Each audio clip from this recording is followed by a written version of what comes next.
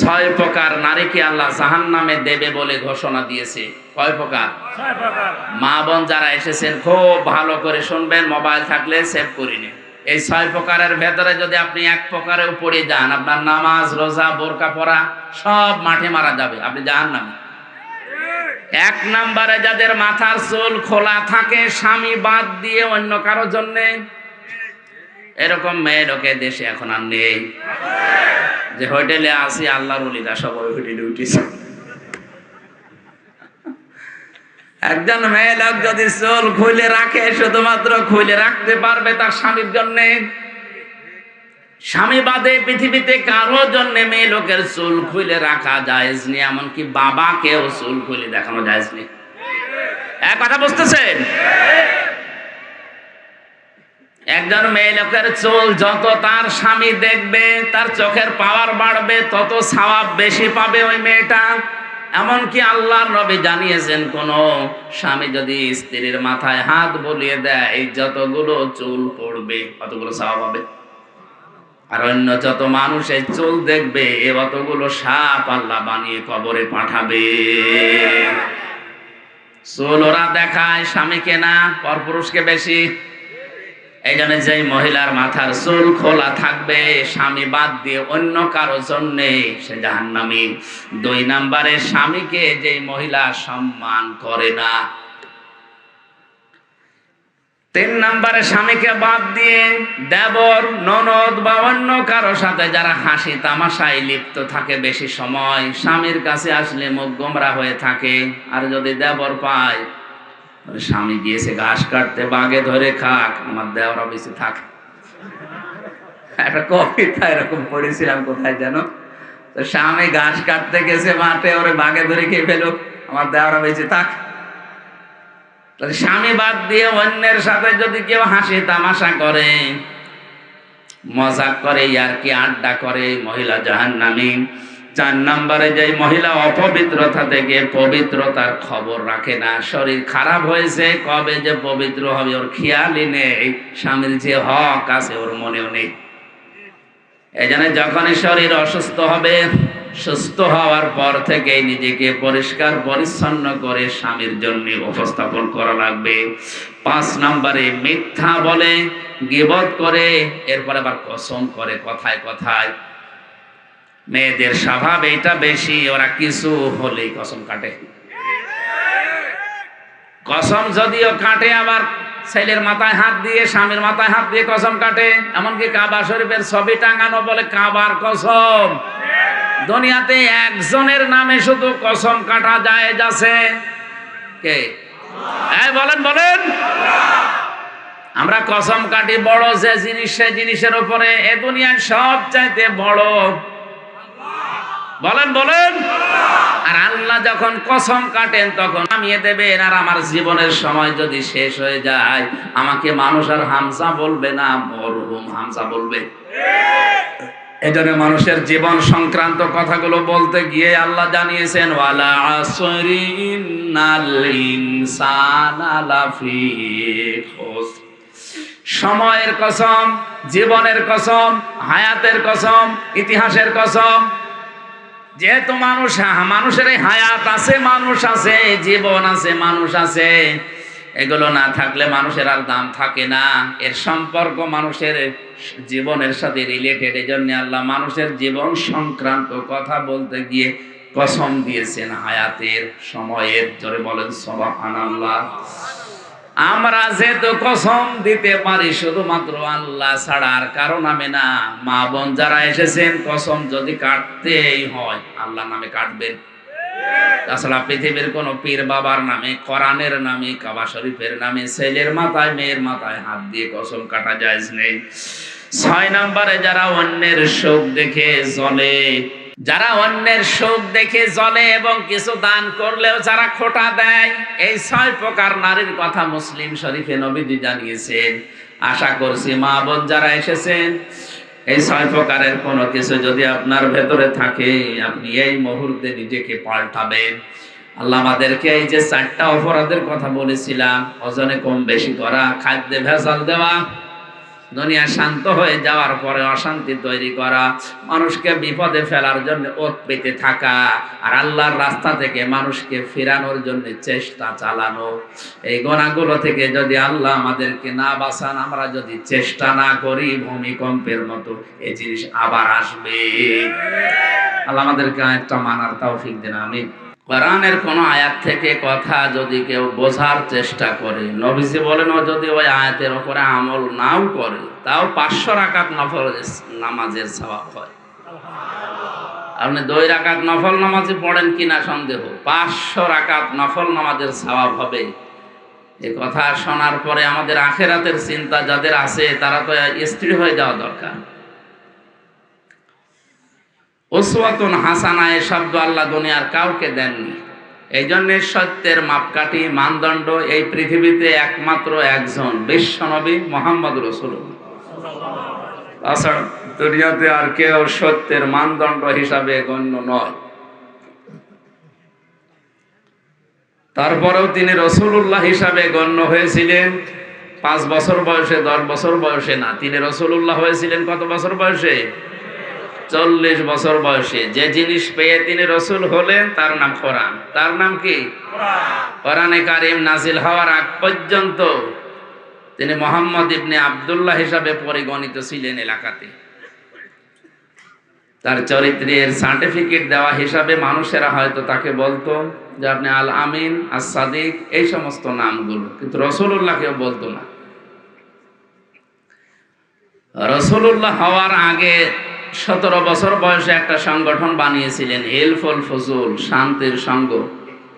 17 থেকে 40 বছর, 23 বছর একাধারে চেষ্টা চালালেন, দেখি দুনিয়াতে শান্তি প্রতিষ্ঠা করা যায় কিনা। যেহেতু আল্লাহর নির্দেশ এবং কোরআনের নির্দেশ আসে না, এই জন্যে 23 বছরে কাঙ্ক্ষিত মানের শান্তি তিনি প্রতিষ্ঠা করতে পারেননি। একই মানুষ 40 বছরে কোরআনে কারিম পেলেন, 63 বছরে দুনিয়া থেকে বিদায় নিলেন। এইটাও 23, এটাও কত? আগের 23-এর ফল 0, পরের 23-এ তিনি লক্ষ লক্ষ মানুষ হাজির করেছিলেন এই কোরআনের পতাকা তোলে। কথা বলেন না কেন? এমনকি শেষ ভাষণ যেদিন দিচ্ছিলেন, তার ভাষণ ছিল মাত্র 27 মিনিট। বিদায় হজের ভাষণ কয় মিনিট? আর আমাদের নাকি 2-3 ঘন্টা ছাড়া ওয়াজই সাটে না, কারণ আমাদের কথার ভেতরে তো কোনো অর্থ নেই। নবীজির প্রতিটি কথার ভেতরে লক্ষ লক্ষ কথা লুকিয়ে থাকতো। সুবহানাল্লাহ বলে। যেন আমরা কথা বলবো অল্প, তাৎপর্যপূর্ণ, গবেষণাপূর্ণ, এই সমস্ত কথাগুলো বলে মানুষ যেন চিন্তা ভাবনা করে।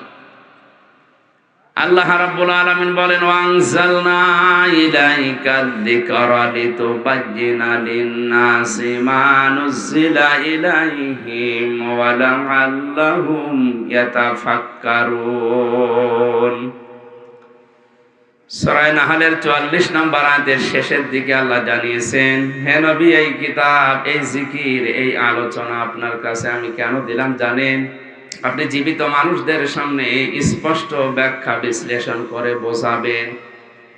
আর যারা আপনার কথা শুনতে আসবে, তাদের একটা দায়িত্ব দিলাম, তারা এই কথাগুলো শোনার পরে বাড়ি যেয়ে যেন চিন্তা ভাবনা করে। যেন এই মাহফিল প্রতিদিন হয় না, 1 বছর পরে মাত্র 4-5 ঘন্টার জন্য হচ্ছে, সেখানে আমার মাত্র 1 ঘন্টা 10-15 মিনিট। এই 1 ঘন্টা 10-15 মিনিটের ভেতরে যে কথাগুলো কোরআন থেকে, হাদিস থেকে গবেষণামূলক ভাবে আমরা বলার চেষ্টা চালাবো, আপনাদের উচিত হচ্ছে এই কথাগুলো নিয়ে আসলে আমাদের প্র্যাকটিক্যাল লাইফে চিন্তা ভাবনা করা। তাহলে নবীজির প্রথম 23 বছরে ফল 0, পরের 23 বছরে তিনি হিরো বানিয়েছিলেন হযরতে ওমরের মতো, আবু বকরের মতো। এমনকি তার সামনে যখন বিদায় হসে 27 মিনিটের বক্তব্যের সময় মানুষ ছিল তার সামনে প্রায় 1,14,000। কয়জন?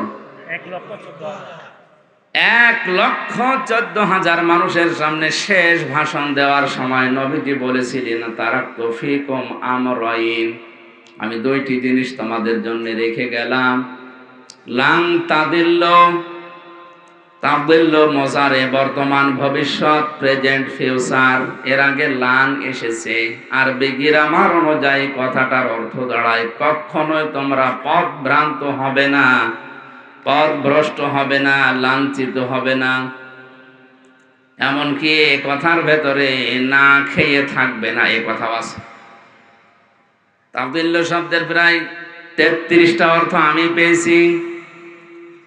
লাঞ্ছিত হবে না, না খেয়ে থাকবে না, মায়ের খাবে না, অপমান হবে না, দুনিয়ায় মাথা উঁচু করে তোমরা বাঁচতে পারবে। সে যে দুইটা জিনিস রাখলাম, লাং তাদিল্ল মাং তামা তামাসসাকুম বিহিমা কিতাবাল্লাহ ওয়া সুন্নাতু রাসূলি। এক নম্বরে তোমাদের জন্য আমি আল্লাহর কিতাব কোরআনে কারীম রেখে গেলাম, দুই নম্বরে আমার সুন্নাহ, আমার আদর্শ রাখলাম। জোরে বলেন সুবহানাল্লাহ। আমার মুসলমান ভাইরা, কথাগুলো খেয়াল করে শোনেন। 1,14,000 মানুষ তার সামনে, বিশ্ব নবীর ডান দিকে হযরতে আবু বকর, বাম দিকে ওমরের মতো মানুষ বসা ছিল। জাবালে রহমত, যেই পাহাড়ের উপরে তিনি দাঁড়িয়ে এই কথাগুলো বলছিলেন, আমি নিজে উঠেছিলাম ওই পাহাড়ে। বিশ্ব নবীর এই পাহাড়ের পাদদেশে 1,14,000 মানুষ দাঁড়িয়ে আছে। নবীজি কিন্তু হযরতে আবু বকরের নাম বলেননি, ওমরের নাম বলেননি। যে এই যে দুইজন আমার পাশে বসে আছে, এরা দুইজন এই জান্নাতি। এরা দুইজন কি? জান্নাতি। 10 জন মানুষকে জীবিত অবস্থায় যে জান্নাতের গ্যারান্টি দেওয়া হয়েছিল, তার ভেতরে এই দুইজনের নাম আছে না নেই? নবীজিকে বলতে পারতেন না, এই যে আবু বকরকে রাখলাম, এই যে ওমরকে রাখলাম, আমার পরে যদি এদেরকে অনুসরণ করো তোমরা জান্নাত পেয়ে যাবে, বলেছিলেন? বলেন বলেন না। আমি জান্নাতের দিকে যাচ্ছি, আসো আমার সাথে, তোমাদের জান্নাতে নিয়ে যাব, এই কথা শুধু নবীজি একবার বলেছিলেন বদরের ময়দানে যাবার সময়। তিনি বলেছিলেন, আমি জান্নাতের দিকে যাচ্ছি, যার প্রশস্ততা আকাশ আর জমিনের চাইতেও বিস্তৃত। কে তোমরা জান্নাতে যাব, আসো আজ আমার সাথে। নবীজি বলেন, ওই দিন আমার সাথে যারা যোগ দিয়েছিল, যারা শহীদ হয়েছিল, পরেও যারা মারা গেছে, প্রত্যেকেই জান্নাতি। জোরে বলেন আল্লাহু আকবার। এর ভেতরে স্পেশাল ভাবে যে 10 জন মানুষের নাম আমরা হাদিসে জানি, তার ভেতরে আবু বকর আছে, ওমর আছে। কথা বলেন ঠিক কিনা? এত বড় বড় পাওয়ারফুল নবী, পাওয়ারফুল মানুষ যারা, যাদের জান্নাত দরজা ডাকতে থাকবে। হযরতে আবু বকরের জীবনীতে আছে, জান্নাতের প্রতিটা দরজা তাকে পাওয়ার জন্য আকাঙ্ক্ষা পেশ করবে, আসেন আমার দিকে। হযরতে ওমরের ব্যাপারে আছে, আকাশের তারকারাজি কেউ যদি গণনা করা শুরু করে একদিন শেষ হয়ে যাবে। হযরতে ওমর যে নেকির কাজ দুনিয়ায় করেছিলেন, 26 বছর বয়সে মুসলমান হওয়ার পর যেই কয়দিনই বেঁচে ছিলেন, মাত্র এই কয়েক বছরে তিনি এত বেশি নেকির কাজে আঞ্জাম দিয়েছেন, কিয়ামত পর্যন্ত কেউ যদি ওমরের নেকি গণনা করে শেষ হবে না। মাথায় যাদের মগজ আছে চিন্তা করেন তো, যে মানুষগুলো সামনে পেছনে বসে আছে, এই মানুষগুলোকে নবীজি নাম ধরে বলতে পারলেন না কেন, যে এদেরকে রেখে গেলাম, এদের মেনে নিলেই জান্নাত পেয়ে যাবে? এ কথা বলেননি এই কারণে, এই কারণ নবী ছাড়া কারো ঈমান নিরাপদ না। যে কোনো সময় মানুষকে শয়তান বেঈমান করে ফেলতে পারে। নবীজি, নবীদেরকেও শয়তান ধোঁকা দিয়েছে, কিন্তু আল্লাহ নিজে স্পেশাল ভাবে তাদেরকে বাঁচিয়েছেন, তাদের কথা আলাদা। বাকি পৃথিবীর কাউকে কারো নিরাপদ না ঈমান। হযরত ওমর নিজেই বলতেন মাঝে মাঝে, এ হুযায়ফা ইবনুল ইয়ামিনকে ডাক দিয়ে, এ হুযায়ফা, তুমি তো নবীজির গোপন কথাগুলো তোমার কাছে সব বলতো, তুমি একটু ইন্তেকালের আগে যে লিস্ট দিয়ে গেছে নবীজি, যে মদিনায় মুনাফিক অমুক অমুক আছে, ওই লিস্টের ভেতরে দেখো তো আমার নামটা আছে কিনা। হযরতে হুযায়ফা ডাক দিয়ে বলে, খলিফাতুল মুসলিমিন, আমিরুল মুমিনিন, কি বলেন আপনি? জান্নাতের গ্যারান্টি দিয়েছে নবীজি নিজে আপনাকে, আর আপনি বলেন আপনার নাম মুনাফিকের খাতায় আমি দেখবো। এ কেমন কথা? হযরত ওমর চোখের পানি ফেলে দিয়ে বলেন, ভাই হুযায়ফা, আমি নবীজির কাছেই শুনেছি দুনিয়াতে কারো ঈমান নিরাপদ না মরণের আগ পর্যন্ত। আমি এখনো পর্যন্ত জানি না আমি নিরাপদে ঈমান নিয়ে মরতে পারবো কিনা। এই জন্য অন্তত দেখো মুনাফিকের যে লিস্ট আছে ওর ভেতরে আমার নামটা আছে কিনা। যদি থাকে আমি এখনো মরণের আগে তওবা করে ফিরে আসতে পারবো। মাওলানা আশরাফ ভাই হয়তো মুনাফিকদের যে আচরণগুলো ওগুলোই বলছিলেন, আমি হালকা হালকা শুনেছি। আমি কোরআন হাদিস পড়ে মুনাফিকের প্রায় 13টা গুণ পেয়েছি। কয়টা? 13টা। আমরা অধিকাংশ মানুষ 3টা জানি। কথা বললে মিথ্যা বলে, ওয়াদা করলে ভঙ্গ করে, আমানত রাখলে খেয়ানত করে, ঝগড়া হলে গালি দেয়। এরকম অনেকগুলো আমি গবেষণা করে করে কোরআন হাদিস থেকে 13টা পেয়েছি। মুনাফিকদের এই আচরণগুলোই হয়তো উনি বলছিলেন, শেষ করতে পারেননি ভাই আমার। এই সমস্ত গুণাগুণগুলো, জারগুলো, এই আচরণগুলো যদি কারো ভেতরে পাওয়া যায়, বুঝবেন তার ভেতরে নিফাকি আছে, মুনাফিকি আছে। আর মুনাফিককে আল্লাহ যদি মরণের পরে জাহান্নামে দেয়, আবু জেহেলের উপরে দেবে না, আবু জেহেলের নিচে দেবে। মুনাফিককে আল্লাহ যদি জাহান্নামে দেয়, আবু জেহেলের উপরে দেবে না নিচে? কোথায় আছে আন্দাজে বলেন আপনি। সূরা নিসা 140 নম্বর আয়াতে আল্লাহ পাক বলেন, ইন্নাল্লাহা জামিউল মুনাফিকিনা ওয়াল কাফিরিনা ফি জাহান্নামা জামিআ। আমি আল্লাহ জাহান্নামের ভেতরে একত্রিত করব মুনাফিক এবং কাফিরদের। আগে কার নাম বলেন বলেন? আবু জেহেল মুনাফিক ছিল না কাফের? আয়াত দ্বারা বোঝা যায় যারা মুনাফিক এরা কিন্তু আবু জেহেলের নিচে থাকবে না, এরা থাকবে উপরে। বলছে ঠিক।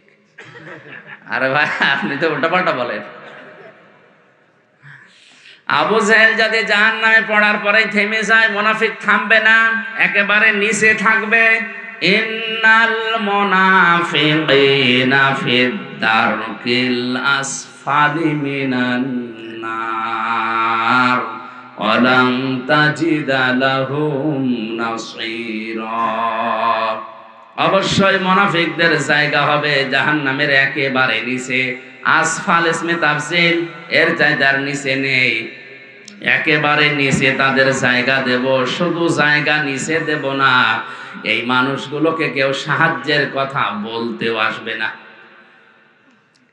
কাফেরদের যত কথা আমি পেয়েছি, কোন কাফেরকে সাহায্য করা হবে না এমন কথা নেই, যদিও তাদেরকেও সাহায্য করা হবে না। কিন্তু ওয়ালাং তাজিদা লাহুম নাসীরা এরকম কঠিন শব্দ নেই। তাজিদার আগে লান আছে মজারে, মজারের আগে আমি আগেই বললাম লাং তাদিল্লুর উদাহরণ দিতে গিয়ে লান আসলে অর্থ হয় কোশ্চিন কালেও হবে না। আল্লাহ বলেন মুনাফিক যদি জাহান্নামের নিচে যায়, ওদেরকে সাহায্যের জন্য কেউ আসবে না, সাহায্য করাও হবে না। ধরে বলেন নাউজুবিল্লাহ। এখন আমার প্রশ্ন হচ্ছে, মুনাফিক তৈরি হয় কাদের ভেতরে? মুসলমানদের। বলেন কাদের ভেতরে? কোন ইহুদি, কোন খ্রিস্টান, কোন বৌদ্ধ, কোন হিন্দু, কোন মাজুসি, যত জাতি এখন পৃথিবীতে এখন প্রায় 4500 জাতি আছে, কোন জাতির ভেতরে মুনাফিক তৈরি হয় না। মুনাফিক শুধুমাত্র তৈরি হয় মুসলমানদের ভেতরে। আমরা যেহেতু মুসলমান হিসাবে দাবি করি, তাহলে মুনাফিকের জার আমাদের ভেতরে থাকার সম্ভাবনা বলেন না কেন? হযরত ওমর যদি বলেন এখনো যদি আমার নামটা থাকে আমি তওবা করে ফিরে আসবো, ভালো হয়ে যাবে মরণের আগে, আমাদের ওই চিন্তা ভাবনার দরকার নেই।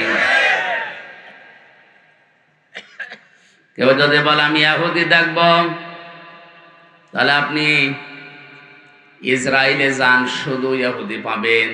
তামাম দুনিয়ার নিকৃষ্ট জাতি হিসাবে এখন যারা পরিচিত জঘন্যতম জাতি হিসাবে যারা দুনিয়ায় পরিগণিত, এখন তারা হচ্ছে ইহুদি। দুনিয়ার যত অপকর্মের মূল হোতা এই ইহুদিরা। কথা বুঝতেছে? খ্রিস্টানকেও যদি দেখতে চায়, আপনি আমেরিকায় যান, শুধু খ্রিস্টান পাবেন। কেউ যদি বলে আমি বৌদ্ধ দেখবো, চীনে যান, মায়ানমারে যান, শুধু বৌদ্ধ পাবেন। কোন মানুষ যদি বলে আমি মুশরিক দেখবো, পাশের রাষ্ট্রে ভারতে যান, শুধু মুশরিক পাবেন। এখন যদি বলেন জাহান্নামের একেবারে নিচে থাকবে যারা মুনাফিক, আমি দেখবো, এই দেশে পাঠানো লাগবে, কারণ দেশে ৯৬% মুসলমান। মুনাফিক এই দেশে থাকার সম্ভাবনা আছে না নেই? মুনাফিকদের ১৩টা আচরণের ভেতরে ১১ নম্বরে আমি পেয়েছি, ওদের সব সহ্য হয়, আল্লাহর কোরআনের কথা সহ্য হয় না। কোরআনে কারীম জানিয়েছে, ওয়াইদা কিলা লাহুম তাআলাউ ইলা মা আনজালাল্লাহু ওয়া ইলার রাসূলি রাআইতাল মুনাফিকিনা ইয়াসুদ্দুনা আনকা সুদুদা। সূরা নিসার ৬১ নম্বর আয়াতে আছে, আল্লাহ পাক বলেন, হে নবী, যখন আপনি মানুষদেরকে বলবেন আসো আল্লাহ এবং রাসূলের আদেশের দিকে আসো, রাআইতাল মুনাফিকিনা, আপনি দেখতে পাবেন মুনাফিক যারা ইয়াসুদ্দুনা আনকা সুদুদা, আল্লাহ এবং রাসূলের আইনের কথা, আদর্শের কথা বলা মাত্রই তারা আস্তে করে পেছন দিক থেকে কেটে পড়বে। হয়তো বিভিন্ন নাম দিয়ে তারা কাটবে। কিছু কিছু মানুষ বলবে এটা রাজনীতি। আজ দেশে বলে না, আল্লাহর আইনের কথা বলতে গেলে, রাসূলের আদর্শের কথা সঠিকভাবে তুলে ধরতে গেলেই বলে এইটা রাজনীতি, এ ওয়াজ হচ্ছে না, আস্তে করে চলে যায়। আপনি বলেন ১৫০০ বছর আগে সূরা নিসার ৬১ নম্বর আয়াতে আল্লাহ যা যা বলেছে বাংলাদেশের সাথে এখন মিলে যাচ্ছে। আমার তো মনে হয় আমি যে কথা বলছি এখন খাপের খাপ, মুনতাজের খাপ মিলে যাচ্ছে না? মুনাফিক দেশে এখন আছে। আল্লাহর আইনের কথা বললে এর কাছে রাজনীতি মনে হয়, রাসূলের আদর্শের কথা বললে, রাসূলের বিচার ব্যবস্থার কথা বললে এর কাছে রাজনীতি মনে হয়। বলে এটা আমাদের সংবিধানের বাইরের কথা। পৃথিবীর সবচাইতে বড় সংবিধান আল্লাহর কোরআন। وَكَذَلِكَ أَنزَلْنَاهُ حُكْمًا عَرَبِيًّا وَلَئِنِ اتَّبَعْتَ أَهْوَاءَهُمْ بَعْدَ الَّذِي جَاءَكَ مِنَ الْعِلْمِ مَا لَكَ مِنَ اللَّهِ مِنْ وَلِيٍّ وَلَا وَاقٍ। জোরে বলেন আল্লাহু আকবার। সূরা রদের ভেতরে আল্লাহ পাক জানিয়েছেন, হে নবী, এই কোরআনকে আমি আল্লাহ দুনিয়ায় সংবিধান করে নাজিল করলাম। এইটা বাদ দিয়ে কোনো মানুষ যদি মন মস্তিষ্কের তৈরি করা মন মতো আইন কানুন নিয়ম নীতি বানিয়ে পরিবার সমাজ চালাতে চায়, সে কাউকে সাহায্যকারী হিসাবে পাবে না। সরে বলেন নাউজুবিল্লাহ। এই জন্য আমাদের উচিত হচ্ছে, আমরা যেহেতু মুসলিম, আমাদের একমাত্র আদর্শ হওয়ার কথা যার নাম বলেছি উসওয়াতুন হাসানা, দুনিয়ায় কেউ না, মুহাম্মাদুর রাসূলুল্লাহ। আজকের পোস্টারের প্রথমে আপনারা লিখে দিয়েছেন তোমাদের জন্য রাসূল সাল্লাল্লাহু আলাইহি ওয়াসাল্লামের জীবনে মহত্তম বা সর্বোত্তম আদর্শ লুকিয়ে আছে আল কোরআন। এটা সূরা আহজাবের ২১ নম্বর আয়াতের প্রথম অংশে আছে। আমার প্রশ্ন, পরবর্তী শব্দগুলো লিখতে পারতেন। আল্লাহর নবীকে আদর্শ হিসাবে পাবে যাদের ভেতরে ৩টা গুণ আছে। কয়টা?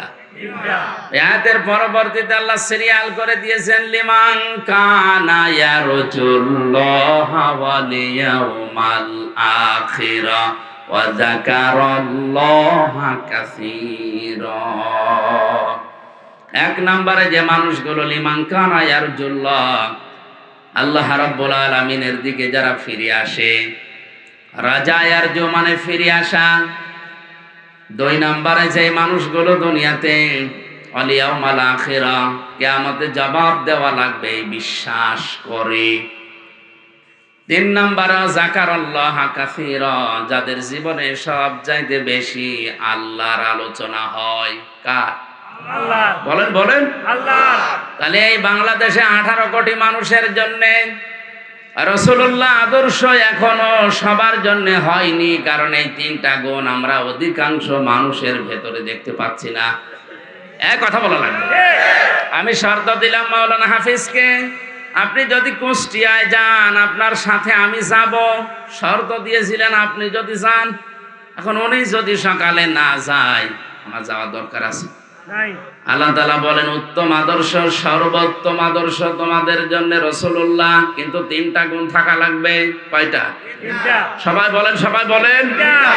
আপনার ভেতরে আছে কিনা আপনি মিলান। যদি না থাকে, কোরআনে কারীম আমার সামনে সূরা আহজাবের 21 নম্বর আয়াতকে সাক্ষী রেখে বলছি, মরণের পরে বিনা হিসাবে বিনা বিচারে আপনি জাহান্নামে।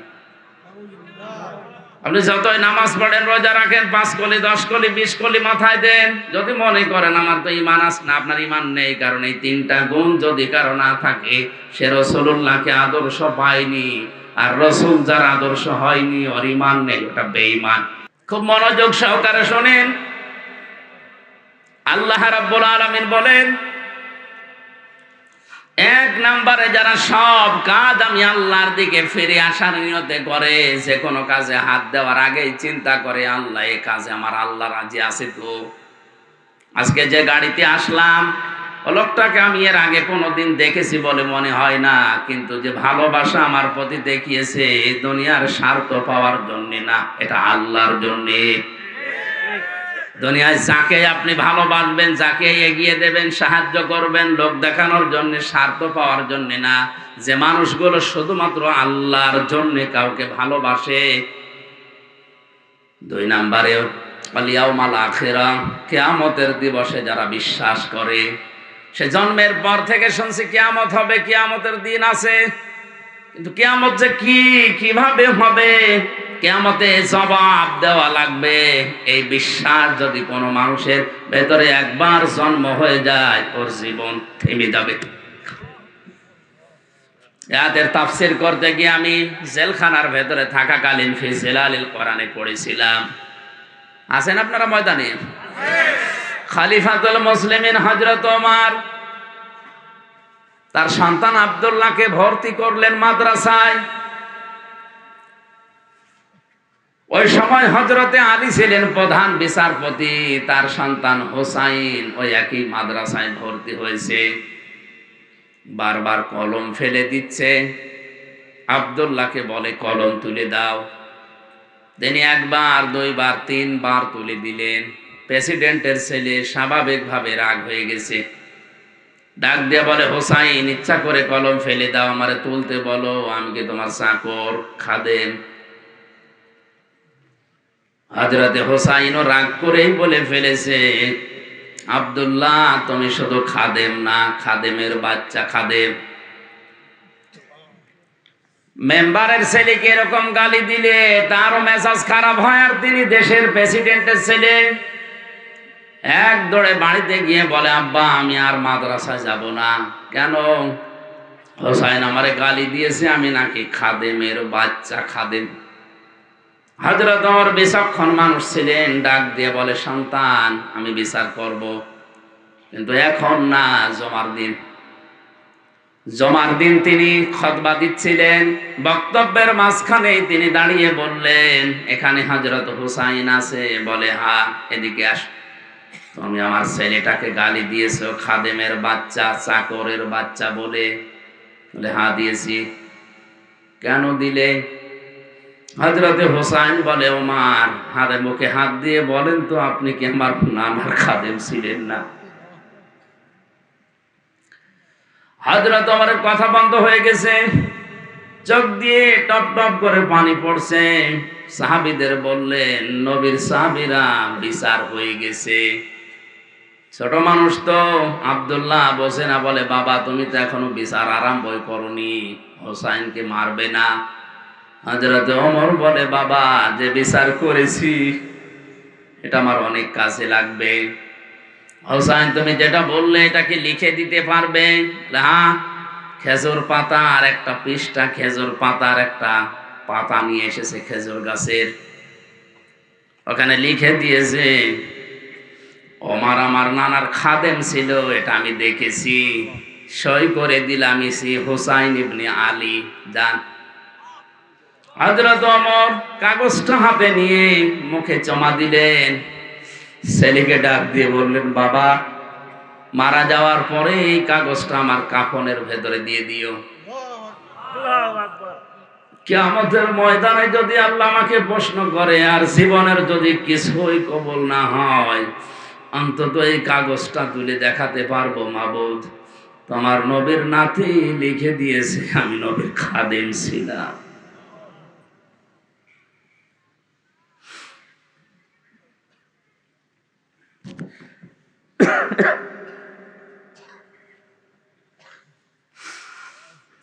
এই ওসিলাই হলেও তুমি আমাকে আজকে মাফ করে দাও। এই ধরনের মানুষেরা কিয়ামতের যে বিশ্বাস, যে ভয় তাদের ছিল, এরপরও একটা দুর্বল হাদিস বলছি শিক্ষার জন্যে। হযরত ওমরেরও আল্লাহর দরবারে নিজের জীবনের মাত্র কয়েক বছরের হিসাব দিতে লেগেছিল প্রায় 12 বছর। ইন্তেকালের পরে প্রায় 12 বছর পার হয়ে গেল। হযরতে আব্দুল্লাহ একবার স্বপ্ন দেখলেন হযরত ওমর সুন্দর পোশাক পরে নদী থেকে আসতেছে গোসল করে। ডাক দিয়ে বলে বাবা কোথায় ছিলেন, কতদিন আপনাকে দেখি নাই। হযরতে ওমর বলে বাবা আজকে 12 বছর আমি দুনিয়ার জীবন ছেড়েছি, মহান আল্লাহ আমার জীবনের হিসাব নিচ্ছিলেন। শেষ পর্যন্ত তিনি আমাকে বলেছে ওমর তোরে মাফ করে দিলাম। কারণ আল্লাহ যদি কারো প্রতি ন্যায় বিচারও করে সে বাঁচবে না, যদি সঠিক বিচারও কারো প্রতি করে সে বাঁচবে না। অন্যায় বিচার তো আল্লাহ করেই না, ন্যায় বিচার করলেও কেউ পার পাবে না।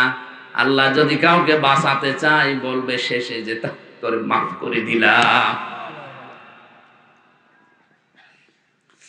আল্লাহ যদি অবিচার করেন এ কথা বিশ্বাস করবেন না, আল্লাহ অবিচার করেন না। আল্লাহ যদি কারো উপরে ন্যায় বিচার করেন সে বাঁচবে না, সে ধরা খাবে। কথা বুঝতেছে? আল্লাহ অবিচার কথা বলেন না কেন?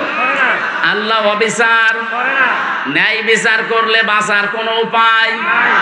আল্লাহর কাছ থেকে যদি কেউ বাঁচতে চায় একটা মাধ্যম আছে যে আল্লাহ আমারে মাফ করে দাও। হযরত ওমর বলেন আমারে শেষ পর্যন্ত আল্লাহ ডাক দিয়ে বলেন ওমর তোরে মাফ করে দিলাম। ফেরেশতা আমারে নিয়ে গোসল করিয়ে জান্নাতের নহর থেকে এই যে সাদা পোশাক জান্নাতের এটা পরিয়ে আমাকে বলছে যান, আপনি জান্নাতে যান। ও কক্সবাজারবাসী, হযরত ওমরের যে জীবনী শুনলেন, আকাশের তারকার চাইতে যার নেকির কাজ জীবনে বেশি ছিল। কোন রাস্তা দিয়ে গেলে শয়তান পর্যন্ত 40 দিন ওই রাস্তায় যেতে ভয় পেত।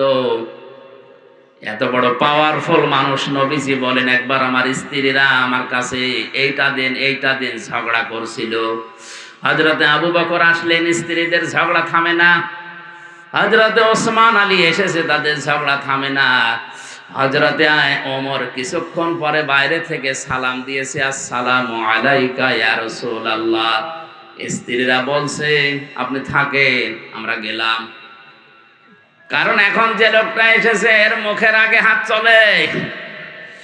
হযরতে ওমরকে দেখে ওই দিন নবীজি বলেছিলেন ওমর তুমি যে রাস্তা দিয়ে চলো ও রাস্তায় শয়তান পর্যন্ত চলে না। এই ধরনের মানুষ যদি কিয়ামত নিয়ে এই টেনশনে থাকে আমাদের কি হয়েছে বলেন? নবীজিকে আদর্শ পাওয়ার জন্য কিয়ামতে জবাবদিহি করা লাগবে, এই টেন্ডেন্সি, এই বিশ্বাস আমাদের জন্ম দেওয়া লাগবে। এটা নেই, এই জন্য আজ দুর্নীতি হয়। এইটা নেই, এই জন্য আজ বেগম পাড়া তৈরি হয়। এইটা নেই, এই জন্য আজ আমাদের অধিকারগুলো আমরা আদায় করতে পারি না। এটা যদি কোনো মানুষ 100 ভাগ বিশ্বাস করে যে আমার জবাব দেওয়া কিন্তু লাগবে, 2 দিন আগে 2 দিন পরে ওর জীবন এমনিতেই পাল্টিয়ে যাবে। মক্কার ওই মানুষগুলো তাদেরকে জোতা মেরে লাঠি মেরে মানুষকে হেদায়েত করেনি। নবীজি এই কিয়ামতে জবাব দেওয়া লাগবে এই কথাগুলো যখন তুলে ধরেছেন, ওই মানুষ যাদের বিবেক ছিল, বুদ্ধি ছিল, যাদের কপালে হেদায়েত ছিল, তারা এমনিতেই এই কথাগুলোর উপরে ঈমান এনে পাল্টিয়ে গেছে। আমি রাসূলুল্লাহকে আদর্শ পাওয়ার জন্য 3 নম্বরে বলেছিলাম ওয়া যাকারাল্লাহা কাসীরা, যাদের জীবনে সবচাইতে বেশি জিকির থাকবে, আলোচনা থাকবে আল্লাহর। আল্লাহ কাসীরা দিয়েছেন, কলিলানে দেননি, আবার কাসীরুন দেননি, কাসীরা আছে। সব চাইতে বেশি তাদের মুখে, তাদের পরিবারে, সমাজে, রাষ্ট্রে, তাদের সব জায়গায় নাম থাকবে, আলোচনা থাকবে কার? কালিমাতুল্লাহি হিয়াল উলিয়া, আল্লাহর কালিমা তাদের উপরে থাকবে। আমার মনে হয় সংসদ ভবন থেকে শুরু করে আমাদের এই ইউনিয়ন পরিষদের অফিস পর্যন্ত সব জায়গায় আল্লাহু আকবার বড় করে লিখে রাখা দরকার। দেখলে আল্লাহর নাম মনে হয়। কিন্তু এগুলো না দিয়ে এমন এমন জিনিস আমরা টাঙিয়ে রাখি, আল্লাহর নাম তো দূরের কথা, কার নাম মনে হয় আল্লাহ জানে।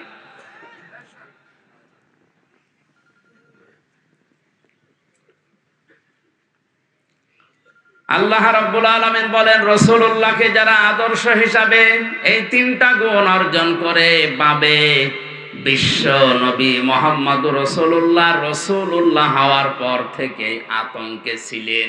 কিসে ছিলেন? বলেন বলেন। আতঙ্কে ছিলেন। 1 থেকে 40 বছর তার সমস্যা হয়নি। 40 থেকে 63, 23 বছরে 82 বার তাকে ডাইরেক্ট হত্যা করার জন্য ইহুদিরা চেষ্টা চালিয়েছে।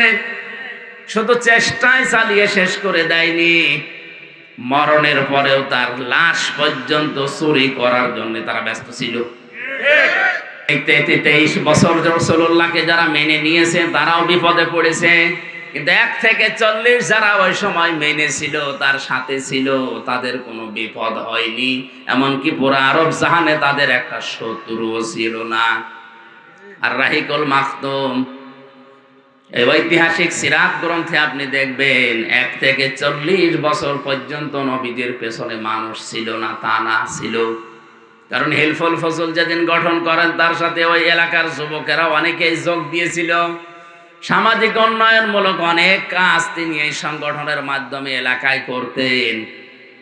কিন্তু দুঃখজনক হলেও সত্য, একটা শত্রু তার ওই সময়ের ভেতরে তৈরি হয়নি। একই মানুষ 40 বছরে কোরআনে কারিমটা হাতে পাওয়ার পরে যতদিন এটা তার কাছে ছিল, ততদিন তার শত্রুর অভাব ছিল না।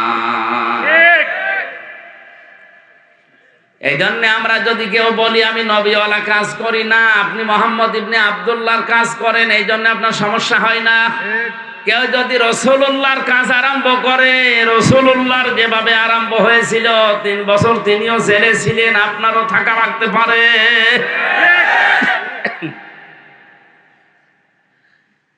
আমাদের উচিত হবে যে আয়াতটা আপনারা লিখে দিয়েছেন, এটা আমাদের বাস্তব জীবনে যদি আমরা সেট করতে চাই, ওই 3টা শর্ত আমাদের মানা লাগবে। এই শর্তগুলো আমার আল্লাহর। আরো জোরে বলেন কার? আল্লাহ আমাদের মেনে নেওয়ার তৌফিক দিন। জোরে বলেন আমিন। আমার আলোচনার বিষয় বলেছিলেন কোন পাপে কোন গজব। জবান খুলে কোরআনের এই সোনালী আয়াত সূরা রুম 41 নম্বর আয়াতটা পড়েছি। পড়েন, আউযু বিল্লাহি মিনাশ শাইতানির রাজীম, বিসমিল্লাহির রহমানির রহিম।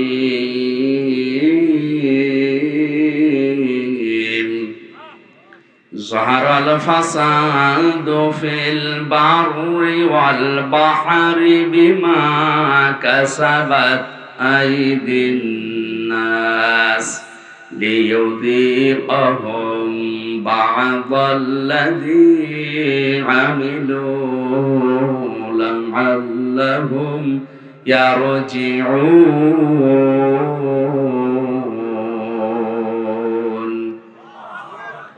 আল্লাহ রাব্বুল আলামিন বলেন, জলে স্থলে যে বিপর্যয়, যে অশান্তিগুলো, যে গজবগুলো দেখতে পাও, এগুলো আমি একটাও দিতে চাই না। এগুলো সব তোমাদের হাতের পাপ কামাই করা ফসল। আমি কেন এগুলো দেই মাঝে মাঝে জানো? অতিবৃষ্টি, অনাবৃষ্টি, মাঝে মাঝে এ জমিনকে ঝাঁকুনি দেয়, আমরা যেটা ভূমিকম্প বলে শুনি। এগুলো কেন করি? লিইউযীকাহুম বা'দাল্লাযী আমিলু। তোমরা যে আমল করেছো, কাজ করেছো, আমল আবার দুই প্রকার। আমল কয় প্রকার? একটা বদ আমল, একটা নেক আমল। এই বদ আমল যারা দুনিয়ায় করে, তাদেরকে আমি আল্লাহ একটু থামাতে চাই। এই আযাবগুলো দিয়ে তাদেরকে আমি আল্লাহ একটু বাধা দিতে চাই, দেখি তারা ফিরে আসে কিনা। লা'আল্লাহুম ইয়ারজিউন। আমি চাই যে তারা ফিরে আসুক। কপাল পড়া মানুষ আমরা, মাঝে মাঝে এগুলো আমাদের সামনে আসতেছে। এগুলো দেখার পর আমরা ফিরে আসা দূরের কথা, আমাদের বিদ্যা আরো বাড়ে। সরার ভেতরে আল্লাহ জানিয়েছেন, এটা 29 নাম্বার আয়াতে আছে, ওমা সাবাকুম মিন মুসিবাতিন ফাবিমা কাসাবাত আইদিকুম ওয়া ইয়াফু আন কাসীর। তোমরা যত অন্যায় করো, পাপ করো, সব পাপের শাস্তি যদি আমি আল্লাহ দেই, শ্বাস ফেলার সময় তোমরা পেতে না। আমি আল্লাহ অধিকাংশগুলোই মাফ করে দেই, এই কিছু পাপের শাস্তি দুনিয়ায় পাঠাই, যেন তোমরা আমি আল্লাহর দিকে ফিরে আসতে পারো। বাংলার মুসলমানেরা আজকে আমি কয়েকটা পয়েন্টের উপরে সাজিয়েছি। আমি দেখতে চাই এই পাপগুলো যদি বাংলাদেশে হয়, ওগুলোর জন্য আপনি যতই দোয়া দরুদ পড়েন, তাবিজ কবজ গলায় দিন, থামাতে পারবেন না। আল্লাহর শাস্তি ওটা ছেড়ে দেওয়া লাগবে।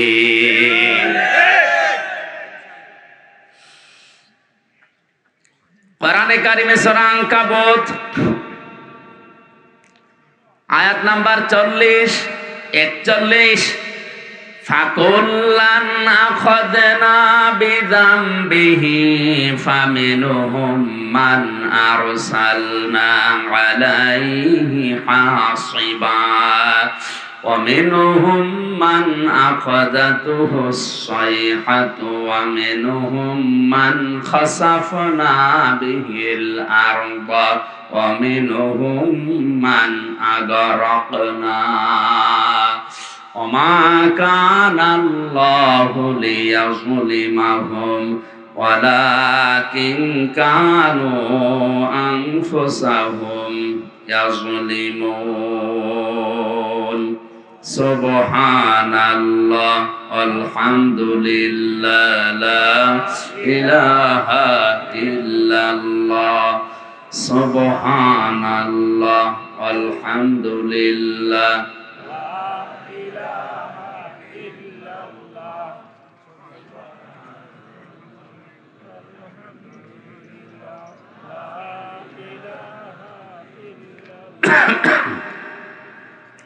জিকির জোরে করেন। সুবহানাল্লাহ আলহামদুলিল্লাহ লা ইলাহা ইল্লাল্লাহ লা ইলাহা ইল্লাল্লাহ মুহাম্মাদুর রাসূলুল্লাহ। আয়াত বুঝতে কষ্ট হচ্ছে? আল্লাহ রাব্বুল আলামিন বলেন, যুগে যুগে বহু মানুষকে আমি তাদের পাপের জন্য পাকড়াও করেছিলাম। কাউকে আমি ঝঞ্ঝা নামক বৃষ্টি দিয়ে, পাথরের বৃষ্টি দিয়ে, কাউকে ডুবিয়ে, কাউকে পানি দিয়ে, জলোচ্ছ্বাস দিয়ে দুনিয়া থেকে আমি তাদেরকে বিদায় করে দিয়েছি। কাউকে জমিনের ভেতরে গেড়ে দিয়েছি। আমি কারো উপরে আল্লাহ জুলুম করি না, মানুষ নিজেরাই নিজেদের উপরে জুলুম করে। কথা বলেন ঠিক কিনা?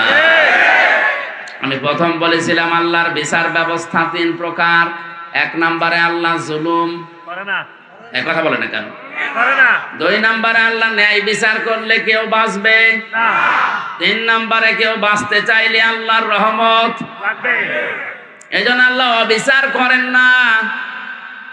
2 নম্বরে আমার আল্লাহ ন্যায় বিচার করলে কেউ বাঁচতে পারবে না।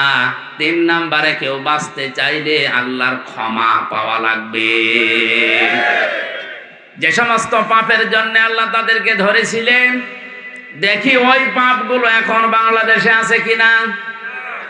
আল্লাহ রাব্বুল আলামিন বলেন, ওয়াইলা মাদিয়ানা খাহুম শুআইবা ক্বালা ইয়া কওমি ইবুদুল্লাহা মা লাকুম মিন ইলাহিন গায়রু قد جاءتكم بينة من ربكم فأوفوا الكيل والميزان ولا تبخسوا الناس أشياءهم ولا تفسدوا في الأرض بعد إصلاحها ذلكم خير لكم إن كنتم مؤمنين الله أكبر। আমি শুআইবকে পাঠিয়েছিলাম মাদিয়ান শহরে তার ভাইদের কাছে। কোরআনে অনেকগুলো নবীর দাওয়াতি সিস্টেম দেওয়া আছে, তারা দাওয়াত দিত এই কায়দায়, এই পদ্ধতিতে। এখানে শুআইব আলাইহিস সালামের নাম দিয়ে আল্লাহ কিছু শিক্ষা দিতে চেয়েছেন। একটু ভালো করে শুনেন। হযরতে শুআইব আলাইহিস সালামকে মাদায়েন শহরে তার ভাইদের কাছে আল্লাহ পাঠিয়ে বললেন, তুমি দাওয়াত দাও, হে আমার জাতির লোকেরা, আল্লাহ বাদে কোনো মাবুদ নেই, ইলাহ নেই, ইবাদত পাওয়ার যোগ্যতা কারো নেই। আমরা যারা সত্যি নবীদের উত্তরসূরি দাবি করছি, আল্লাহর কসম আমরাও কিন্তু এই কথাই আপনার কাছে বলছি। আল্লাহ ছাড়া ইবাদত পাওয়ার যোগ্যতা কারো নাই। এই জন্য সহজ ভাবে বলি, লা ইলাহা ইল্লাল্লাহ, আল্লাহ বাদে ইবাদত পাওয়ার যোগ্যতা, উপাস্য হওয়ার যোগ্যতা দুনিয়ায় আর কারণে। এই কথা বললেই হিন্দুরা রাগ করে, কারণ ওদের দেবতা একটা দুইটা না, কয়টা? 33 কোটি। ওদের দেবতা 33 কোটি। এই জন্য ওদের রাগ হবে। আল্লাহ ছাড়া ইবাদত পাওয়ার, উপাসনা পাওয়ার যোগ্যতার কারণে কথা বললে ইহুদির মন আপনি পাবেন না, খ্রিস্টানের মন আপনি পাবেন না। ওয়ালান তারদা আনকাল ইয়াহুদ ওয়ালান নাসারা হাত্তা তাত্তাবিআ মিল্লাতাহুম কুল ইন্না হুদাল্লাহি হুয়াল হুদা।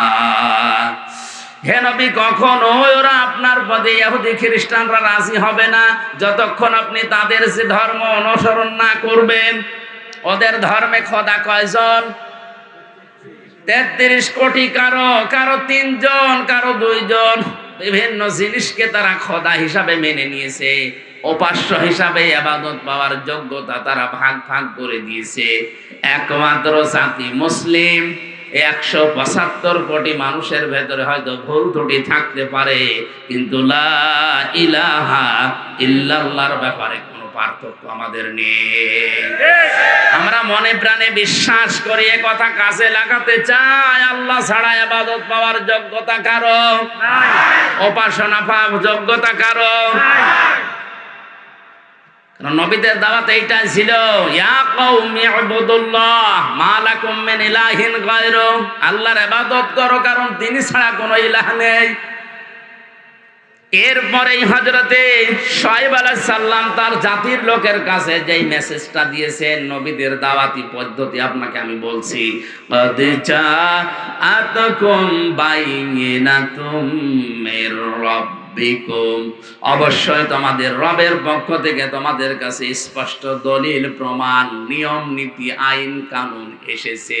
সে আইনের ভেতরে দুইটা কথা এখানে আল্লাহ পাক দিয়েছেন, ফাউফুল কাইলা ওয়াল মিজানা ওয়ালা তাবখাসুন নাসা আশিয়াআহুম। এক নম্বরে তোমরা ওজনে কম বেশি করবে না। কিসে? সবাই বলেন। এই ওজন বলতে শুধু দাড়ি পাল্লার ওজন। এখন তো অনেকে দাড়ি পাল্লায় তুলে দেওয়ার চিন্তা আছে।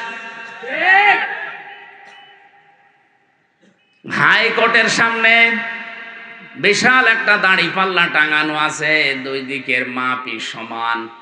এটা দ্বারা দেশের জনগণকে বোঝানো হচ্ছে যে ন্যায় বিচার ছাড়া এখানে কিছু চলে না। দাড়ি পাল্লা মানে কি?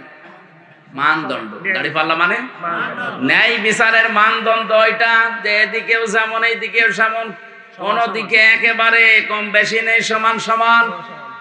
আচ্ছা, তো বিচার ব্যবস্থার দিকে তাকালে আজ যেটা দেখতে পাচ্ছি আমরা, ন্যায় বিচারের তুলনায় অবিচারই বেশি হচ্ছে। ন্যায় বিচারের তুলনায় অবিচার যদি না হবে, কোন কারণে আমি 3টা বছর জেল খাটলাম, আপনি জবাব দিন।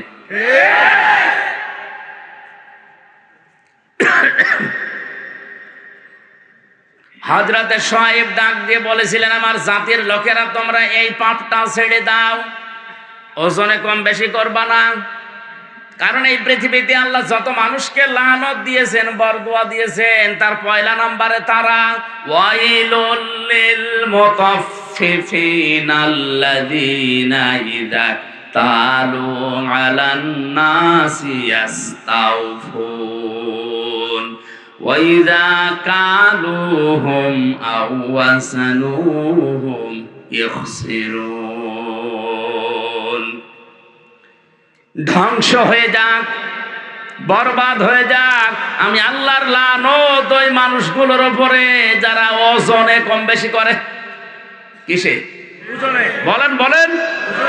এই ওজন বলতে যারা দোকানদার তারা না, না। এই যে এইটাও এইটাও, এই যে মঞ্চটা, এই যে মেম্বারটা, এটা হক কথা বলার জায়গা। এখানে বসে যারা সঠিক কথাগুলো বলতে চায় না, তারাও কম বেশি করছে। প্রাইমারি স্কুল থেকে বিশ্ববিদ্যালয় পর্যন্ত যারা শিক্ষকতা করছেন, এটা যেহেতু রেকর্ড হচ্ছে, কালকেই তামাম দুনিয়ায় ছড়াবে। আমার বিশ্ববিদ্যালয়ের স্যাররা অনেকে মন খারাপ করে, আমি জানি। আল্লাহর কসম, শিক্ষক যারা আমার মাথার তাজ, আপনাদেরকে আমি ভালোবাসি। আমি কোরআন আপনাদের কাছেই পড়েছি, যতটুকু আমি বুঝেছি। আপনারা ওইভাবে বোঝেন না কেন? প্রাইমারি থেকে বিশ্ববিদ্যালয় স্যার পর্যন্ত যে যতটুকু পেয়েছে, ওজনে কম বেশি করা মানে নেওয়ার সময় বেশি নেয়, দেওয়ার সময় এদের প্রতি লানত কার? আল্লাহ। এই কথা বলা লাগবে, লানত কার? বিশ্ববিদ্যালয় স্যার হওয়ার জন্য কত জ্ঞান লাগে, এটা আমি নিজে অনার্স মাস্টার্স করতে গিয়ে দেখেছি। একজন ডক্টর 45 থেকে 50 মিনিটের একটা ক্লাস নেয়, কমপক্ষে 40-50টা বইয়ের রেফারেন্স তার দেওয়া লাগে। কারণ সামনে যারা বসে আছে ওরা গরু ছাগল না, সব মেধাবী। বিশ্ববিদ্যালয়ে গরু ছাগল চান্স পায় না। বাংলাদেশের মেধা যাদের বেশি, তারাই ওখানে যায়। আর তাদের সামনে বসে 40-45 মিনিট আপনি বক্তব্য দেবেন। সলিমদ্দি কলিমদ্দির মতো না, কোনো কনসার্ট না, এক টান দিয়ে দিলাম, একটা দুলিয়ে দিলাম, হয়ে গেল না। অন্তত বিশ্ববিদ্যালয়ে যারা ক্লাসের মতো ক্লাস নেয়, তাদের 40-50টা বইয়ের রেফারেন্স দেওয়া লাগে। কারণ আমরা জানি ভার্সিটিতে কোনো বই ওইভাবে নেই। স্যারদের লেকচার গুলো থেকে লাইব্রেরিতে হাজার হাজার বই আছে, ওখান থেকে বাছাই করে প্রশ্নের উত্তর তৈরি করা লাগে। এই যে স্যাররা এই পর্যায়ে যেতে তাদের কত মেহনত করা লেগেছে, তারাও তাদের শিক্ষকের কাছ থেকে কত কিছু পেয়েছে। নেওয়ার সময় তারা তো ঠিক মতোই নিয়েছে, কিন্তু দেওয়ার সময় অধিকাংশ স্যাররা আমাদেরকে ওইভাবে দিতে চায় না। আজ প্রাইমারি থেকে আপনি তাকান, মাদ্রাসা বলেন, স্কুল বলেন, কলেজ বলেন, ভার্সিটি বলেন, সব জায়গায় ক্লাসে 45 মিনিটে যেটা দেওয়ার কথা ওইটা ঠিক মতো দেয় না, বলে প্রাইভেট করা, কোচিং করা লাগবে। এই যে আপনি নেওয়ার সময় ঠিক মতো নিয়েছিলেন, দেওয়ার সময় ঠিক মতো দিলেন না, এইটাই ওয়াইলুল লিল মুতাফফিফিন। আপনি তো নেওয়ার সময় ঠিক মতোই নিয়েছিলেন, যদি ওইভাবে দিতেন আমার আর প্রাইভেট পড়া লাগতো না, কোচিং করা লাগতো না। মনে হয় বেশি বলে ফেললাম। এইটাই চলছে অধিকাংশ ভার্সিটি স্যাররা, এই রাজশাহী বলেন, কুষ্টিয়া বলেন, বরিশাল বলেন, চট্টগ্রাম বলেন, এই সমস্ত জায়গা থেকে ঢাকায় যে প্রাইভেট ভার্সিটিতে ক্লাস নেয়। তো সরকার আপনারা যেখানে রেখেছে এই জায়গায় আপনি যতগুলো টুকু পেয়েছিলেন ওইটা ডেলিভারি দিতে পারেন না। হযরতে শুআয়ব নবী এই কথা তার জাতির কাছে বললেন যে তোমরা ওজনে কম বেশি করবা না। আলা তাবখাসুন নাসা আশিয়া, এক একটা শব্দের ভেতরে লক্ষ লক্ষ কথা এরকম পয়েন্ট আকারে আছে, যত টানবে তত বের হবে। আমার শরীরের দিকে, গলার দিকে, আরে ঘড়ির দিকে তাকে আমি খুব তাড়াতাড়ি করছি। ওয়ালা তাবখাসুন নাসা আশিয়াহুম ওয়ালা তুফসিদু ফিল আরদি বা'দা ইসলাহিহা। দ্বিতীয় নম্বরে, দুনিয়াতে শান্ত হয়ে যাওয়ার পরে অশান্তি করার জন্য পায় তারা করবা না, যেটা সবচাইতে বেশি চলছে এই বাংলাদেশে। যালিকুম খায়রুল লাকুম, এইটাই ভালো কাজ। ইন কুনতুম মুমিনিন, যদি মুমিন বলে দাবি করে থাকো, ওজনে কম বেশি করা আজকে থেকেই বন্ধ করা লাগবে। এই ওজনে কম বেশি মানে খাদ্যে ভেজাল দেওয়া আছে, এই কথা বলেন না কেন? আজ হাজারো মানুষ নিজের সন্তান, নিজের বউ, নিজের মা যেগুলো খাবে ওগুলোতে ফরমালিন দেয় না, বিষও দেয় না, ঔষধও দেয় না, ওগুলো দেয় শুধু তাদের যেগুলো অন্যরা খাবে। যারা ফরমালিন দিচ্ছেন, বিষ দিচ্ছেন, ঔষধ দিচ্ছেন, এগুলোর কারণে যে ফলগুলো তরতাজা দেখতে মনে হয়, ধোঁকা খেয়ে আমাদের মতো মানুষ আমরা কিনে নিয়ে আসি, আমাদের কিডনি নষ্ট হয়ে যায়। এক কথা বলেন। এগুলো যারা করছেন ওই ব্যবসায়ীরা, আপনার দ্বারা আমার কিডনি, আমার হার্ট, আমার মস্তিষ্ক নষ্ট হয়ে যাচ্ছে, আপনি মানুষ হত্যা করার গুনাহ কামাই করছেন। আপনার উপরে আল্লাহর লানত, আল্লাহর বরদোয়া। ও বাংলার মুসলমানেরা, আল্লাহ যদি কাউকে বরদোয়া দেয়, বলেন ওরে কি আর বাঁচাবে? মানে এই মুহূর্ত থেকে ওজনে কম বেশি করা, খাদ্যে ভেজাল দেওয়া বন্ধ করা লাগবে। দুনিয়া বেশ শান্ত হয়ে যাওয়ার পরে অশান্তি তৈরি করার জন্য পায় তারা করবেন না। যদি মুমিন বলে দাবি করেন, এরপরে আরো 2টা কথা তিনি বলেছিলেন, নাকি শেষ করে দেব? ওয়ালা তাকউদু বিকুল্লি সিরাতিন তুইদুনা ওয়া তাসুদ্দুনা আন সাবিলিল্লাহ মান আমানা বিহি ওয়া তাবগুনাহা মিওয়াজা ওয়াযকুরু ইয কুনতুম ক্বালিলান ফাকাসসারাকুম ওয়ানজুরু কাইফা কানা আকিবাতুল মুফসিদিন। আরেকটু খেয়াল করেন, আল্লাহ তাআলা বলেন তাদের আরেকটা অপরাধ ছিল, ওয়ালা তাকউদু সিরাত তাকউদু বিকুল্লি সিরাতিন তুইদুনা। ওরা মানুষকে ধরার জন্য বিভিন্ন রাস্তায় বসে থাকতো ওত পেতে। আজ বাংলাদেশে এই গণাটাই 15 বছরে সবচাইতে বেশি বেড়েছে। ওত পেতে থাকে, কখন কারে ধরিয়ে দেওয়া যায়। এ জেলায় মনে হয় এখনো শুরু হয়নি, আছে হয়তো একটু পাড়াপতি হিসাবে রাগারাগি হয়েছে, ঝগড়া হয়েছে, রাজনৈতিক একটা সিল লাগিয়ে তারা গোপনে ধরিয়ে দেওয়ার জন্যে থানায় উনি আগে 10,000 টাকা দিয়ে এসেছে যে অমুককে ধরে নিয়ে আসো। উনি ধরে নিয়ে যায়, নিজে আবার ছাড়ায়, মাঝখান থেকে লোকটার প্রায় 50,000 টাকা আল্লাহর ওলি খেয়ে ফেলেছে। আমি এটা একটু বেশি বলে ফেললাম।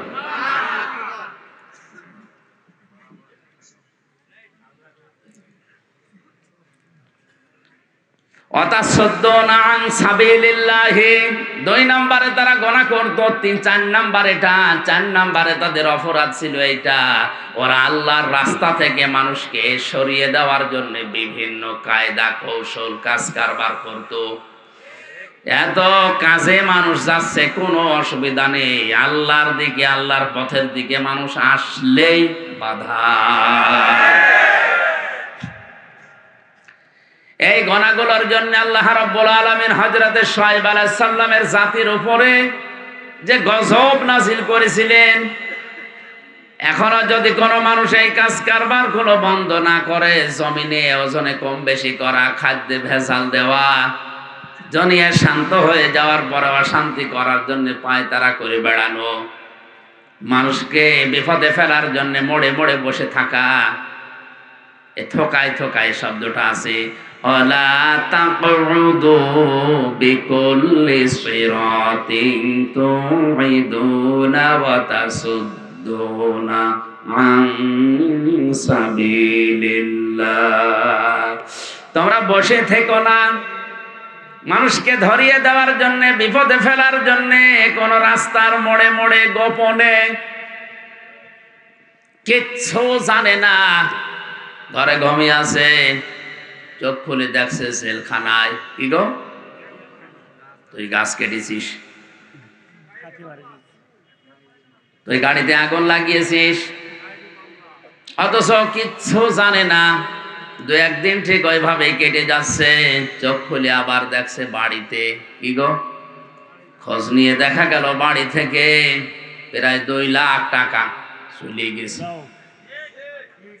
এইটা যদি কেউ বন্ধ না করে, আমার আল্লাহ তাদের উপরে মাঝে মাঝে ভূমিকম্প দেয়। রানা ফেলা চাই এমনি ধসে পড়েনি। অনেকেই বলেছিল যে মনে হয় অনেকে ধাক্কা দিয়ে ফেলে দিয়েছে। আরে ভাই, ধাক্কা দিয়ে বিল্ডিং ফেলে দেওয়া, আপনি ফেলে তো দেখি। 357টা বিল্ডিং এ ফাটল ধরেছে এবছরে। সারা বাংলাদেশের জরিপ, 357টার উপরে বিল্ডিং এ অলরেডি ফাটল ধরে গেছে। পানির স্তরগুলো, এই লেয়ারগুলো নেমে যাচ্ছে। কুল আরাআইতুম ইন আসবাহা মাউকুম গাওরান ফামাইয়াতিকুম বিমাইম মাঈন। হে নবী, আপনি ওদেরকে বলেন তো, আমি যদি পানির লেয়ার নিচে নামিয়ে দেই, দুনিয়ায় কে আছে তোদেরকে পানি দেবে? কে বলছে? আল্লাহ। এই জন্য আমাদের উচিত হচ্ছে এই অপরাধগুলো যারা করছি বন্ধ করি, নয়তো যতই দোয়া দরুদ পড়েন, তাবিজ কবজ লাগান, কাবার ইমাম এনে দোয়া করালো, ভূমিকম্প বন্ধ করতে পারবেন না।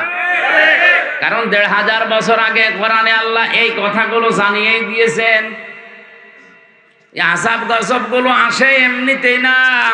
কক্সবাজারে তো আমার মনে হয় এই 2-3 দিন আসার পরে আমি যেটা দেখতে পাচ্ছি, যেভাবে ঢেউগুলো আসতেছে সাগরে, 10 হাত 15 হাত 20 হাত উঁচা হয়ে ঢেউ আসবে, আল্লাহর নির্দেশ শুধু লাগবে। না, আল্লাহ এটা পারে না। আল্লাহ যদি একবার বলে 40 হাত উঁচা হয়ে ঢেউটায়, তাহলে এই জেলা না, এ দেশ পুরা পানির নিচে চলে যাবে। আল্লাহ এটা করতে 10 বছর লাগবে। ইন্নামা আমরুহু ইযা আরাদা শাইআন আইয়াকুলা লাহু কুন ফায়াকুন। আল্লাহ পাক বলেন, আমি যখন কোনো কাজের আদেশ করি তখন কিছুই লাগে না, শুধু কোন বলি, ফায়াকুন, এটা হতে 1 সেকেন্ডও সময় লাগে না।